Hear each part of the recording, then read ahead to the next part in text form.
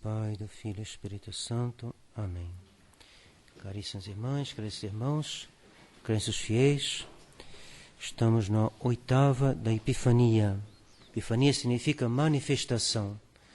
E Nosso Senhor não só é o Redentor, é o Filho de Deus, mas é necessário que nós o saibamos, é necessário que o mundo todo o saiba. Se o mundo não souber que Nosso Senhor é o Filho de Deus, que Ele é o Redentor, o mundo fica longe de Nosso Senhor, longe da sua graça, longe do efeito da sua redenção. Modernistas dizem que todo homem é um católico que se ignora. Não, não é assim. É verdade que pode haver a ignorância invencível, mas é uma questão bem muito mais complicada do que se pensa, porque viver na graça de Deus sem a ajuda dos sacramentos é muito difícil.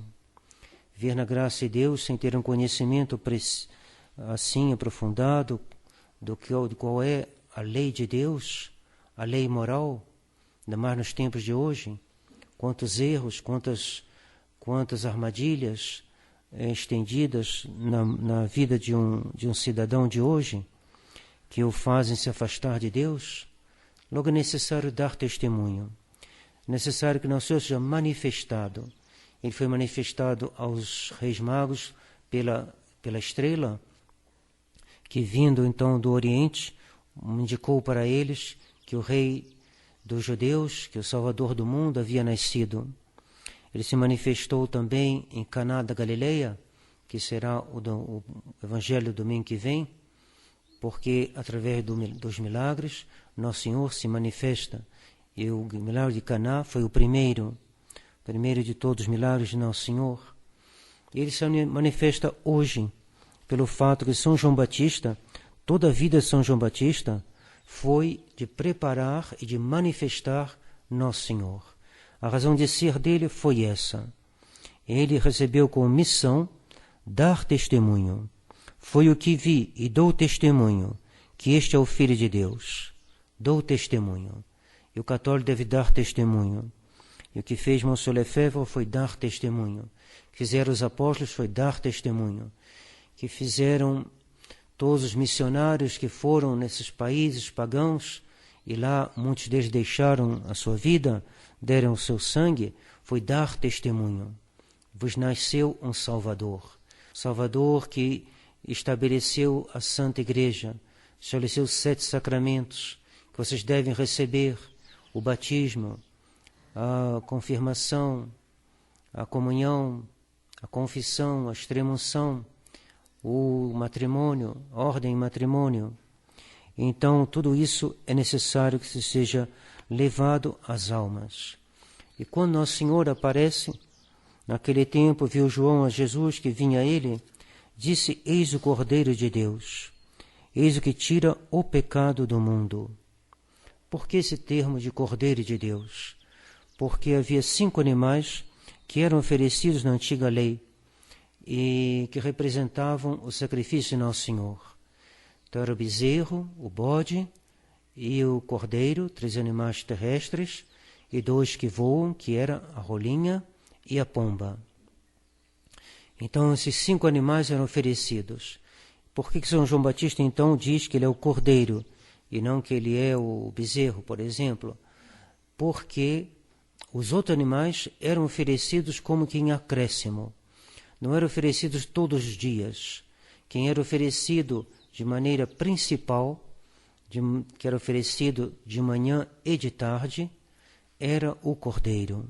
O cordeiro era, por excelência, o que significava o sacrifício de Nosso Senhor. Por isso, quando São João Batista vem se aproximando, Nosso Senhor vem se aproximando, São João Batista vai dizer: eis o Cordeiro, Cordeiro de Deus, que tira os pecados do mundo. Quando Abraão recebe a ordem de Deus de imolar Isaque, seu filho Isaque, ele sobe no monte, e quando está subindo, Isaque pergunta: papai, nós temos aqui a madeira, temos o punhal para imolar, temos o fogo, as pedras para fazer o fogo, temos tudo. Onde está a vítima?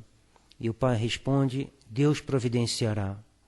E quando o anjo segurou a mão de Abraão, que estava prestes a imolar Isaque, Isaque então, sabendo que Deus não queria só prová-lo na sua fé, na sua obediência,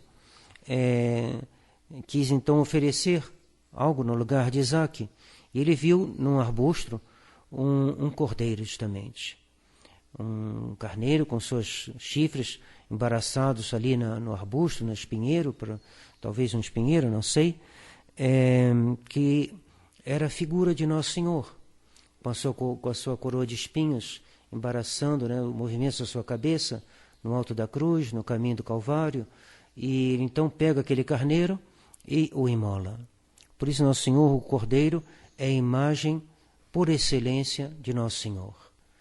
Imagem porque ele é puro, é uma certa pureza no carneiro, ademais tinha que ser um cordeiro novo, sem mancha, então a lei já obrigava que houvesse nele uma pureza física, assim, não tivesse mancha, fosse um animal perfeito, aliás, como tudo que era oferecido a Deus. Depois ele é a imagem de Nosso Senhor pela sua mansidão. O carneiro, quando é levado para ser imolado, ele não reage. E Nosso Senhor não quis reagir, porque ele quis ser entregue, ele quis ser imolado. E o carneiro também, o cordeiro serve de alimento. E Nosso Senhor justamente, né, o Padre, quando vai dar a hóstia, diz: Eis o Cordeiro de Deus, aquele que tira os pecados do mundo. E ele dá então a comunhão. O cordeiro serve também. Depois o cordeiro com a sua lã serve para nos cobrir. E São Paulo nos diz: vos deveis revestir de Jesus Cristo, dos méritos de Nosso Senhor. Quando Jacó se apresentou diante de Isaque, antes de morrer, ia dar a bênção ao seu filho mais velho, para que ele recebesse o direito de ser o antecedente, né, aquele do qual nasceria o Salvador. Mas Deus havia escolhido Jacó e não Esaú. Esaú era o mais velho. E Esaú havia vendido o seu direito, mas ele ainda pretendia guardar esse direito, apesar de tê-lo vendido. E quando a mãe, Rebeca, fica sabendo o que vai acontecer, ela chama Jacó e fala: prepara para o seu pai a refeição que ele gosta, e eu vou preparar, apresenta para ele, e ele te dará a bênção. E Jacó diz: mas se meu pai perceber que sou eu, Isaque já estava velho, já não via bem, estava praticamente cego já, e se ele perceber que eu não sou Esaú, ele, em vez de dar uma bênção, me dará uma maldição. E a mãe diz: meu filho, não se preocupe, eu me responsabilizo, faça o que eu estou te mandando. Rebeca é a imagem da Virgem Maria, que nos ensina a agir, que nos ensina a receber, a utilizar dos sacramentos, de entrar dentro do plano, dessa economia, como se diz, da redenção. Ela que nos introduz, ela que nos introduz diante de Nosso Senhor. Então, Rebeca falou: você vai se cobrir com as roupas de Esaú. E quando teu pai, que está cego, te apalpar, e quando ele sentir o cheiro da roupa de Esaú, que Esaú caçava, era uma roupa de uma pele de animal que ele usava, ele vai achar que você é Esaú e vai te dar a bênção.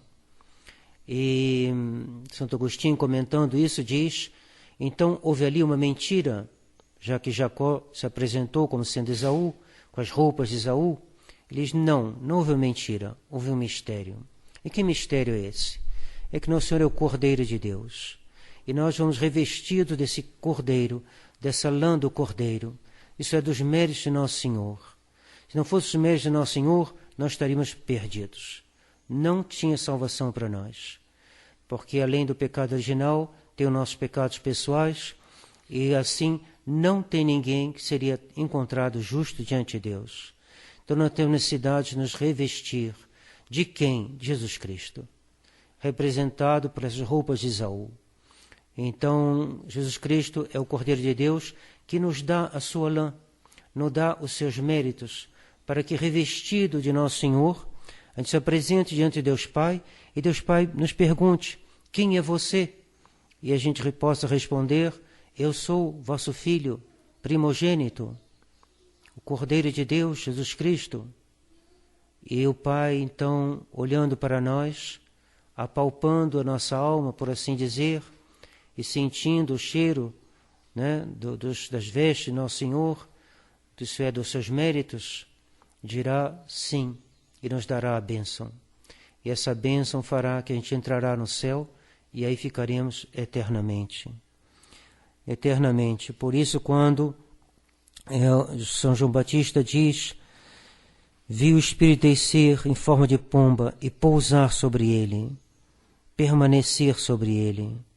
E mais abaixo também: disse-me: sobre quem vires descer e repousar o Espírito. O Espírito repousa, o Espírito permanece. Isso significa essa graça que traz a paz.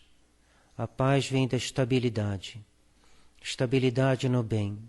Estabilidade nessa ordem que provoca a paz. Ora, isso é o que tem Nosso Senhor.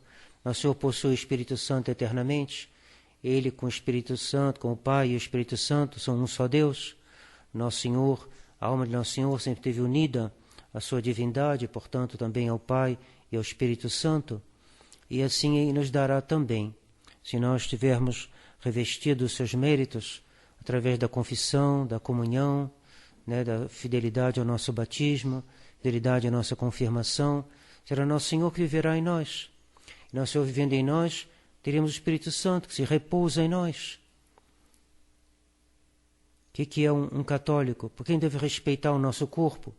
Porque o nosso corpo é o templo do Espírito Santo. O Espírito Santo aí mora, ele mora nesse templo. Esse templo é consagrado a Deus pelo batismo e também pela vida religiosa, uma nova consagração, mas ele já é consagrado pelo batismo, pela confirmação.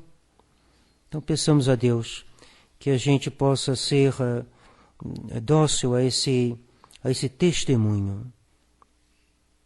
Eu não o conhecia, mas para ele ser conhecido em Israel, vim batizar em água. Eu não o conhecia, disse São João Batista. João Batista foi muito cedo para o deserto, ele não conhecia Nosso Senhor. E Nosso Senhor é um Deus escondido, um Deus que se revela a nós. E São Batista teve essa missão, ele não conhecia, mas ele soube identificá-lo. Por quê? Porque Deus tinha dito: aquele sobre o qual você vê a pomba pousar, é ele que é o Filho de Deus, ele que é o Cordeiro de Deus. E no dia do batismo ele viu a voz do Pai que se fez ouvir, e o Espírito Santo sob forma de pomba que se pousou, que ficou sobre a cabeça de Nosso Senhor. Então ele falou: é ele. E por isso que ele diz: eis o Cordeiro de Deus. Eu não o conhecia, mas para ele ser conhecido em Israel. Que importância de conhecer Nosso Senhor. Que importância tem para nós. São Luís Grandfort tem essa frase tão impressionante. Por que Jesus não é amado? Ele não é amado porque ele não é conhecido. Por que Jesus não é conhecido?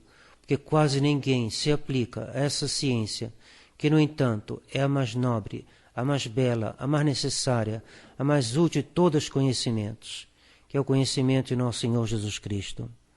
Eu não o conhecia, mas para ele ser conhecido em Israel.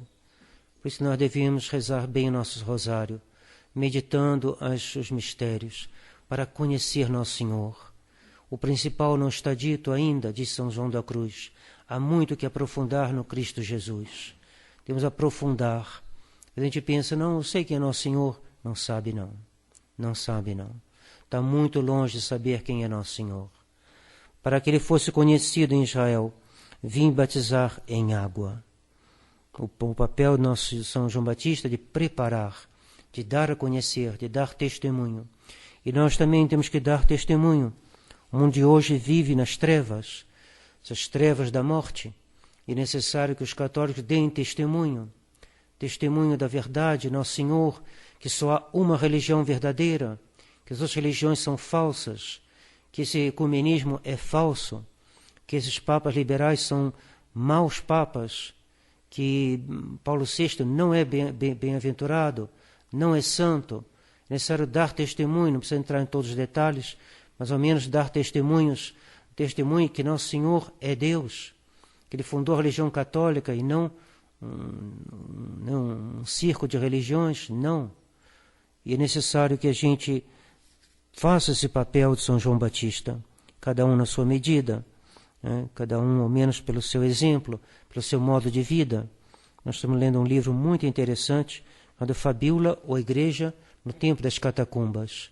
Então, a história de uma senhora pagã, romana, Fabíola, que ao longo todo o livro vai sabendo aos pouquinhos, vai tendo contato com católicos. Primeiro a escrava dela, Cira, depois a prima dela, Santa Inês, mas que ela não sabia que era católica, depois um amigo da família, São Sebastião, e depois um amigo do pai dela, Almáquio, e ela vai descobrindo aos pouquinhos que um é católico, Sebastião é católico. No início ela ficou indignada, depois ela foi vendo, não, mas se ele é tão digno, se ele é tão correto, se ele é tão corajoso, se ele é tão fiel ao império, tão bom soldado, ele era chefe da milícia imperial, e aos pouquinhos ela acaba descobrindo que a melhor escrava dela, Cira, era católica também. Cira vai dar a vida por ela, vai morrer a defendendo, e ela então no final se converte. Quando Santa Inês é martirizada, ela vai ter a coragem de pedir o corpo de Santa Inês ao juiz, e esse corpo vai ser, e de denunciar também aquele que havia sido a causa da denúncia feita contra Santa Inês. Mas Santa Inês estava muito contente de morrer. Então, ela, diante do testemunho então dos católicos, ela vai chegar a se converter. Então, a mesma coisa para nós. Que nós saibamos dar testemunho pela nossa conduta. Quantas almas estão como essa Fabíola, à procura de... Elas não conhecem, preferem então seguindo aí o que elas conhecem. E Nosso Senhor nos confiou um certo número de almas, que só se tornarão católicas se virem o nosso testemunho. Tem pessoas que não têm nenhum contato com a religião católica, a não ser através dos senhores e das senhoras. Pessoas que estão à deriva, que estão com um casamento mal feito, com um casamento feito só no cartório, não estão na graça de Deus, que não comungam, que não confessam, que vêm no pecado, e que têm uma chance ao conhecer alguém que é católico. Mas se alguém que é católico não dá o exemplo, não dá testemunho, essa pessoa não se converterá, a pessoa continuará no pecado. Ela não... Ou então, pior ainda, se ele der um contra-testemunho, se ela se comportar de uma maneira que a pessoa vai dizer, mas se é isso eu prefiro a minha religião. Então nós temos a responsabilidade. Devemos saber que nós somos responsáveis pelos outros. São João Batista cumpriu a missão dele. Ele levou o testemunho até o sangue. Ele disse a Herodes, não te é lícito ter a mulher do teu irmão. E por causa disso, Herodíades quis a cabeça de São João Batista. São Batista não fugiu do martírio. Ele aceitou, ele morreu.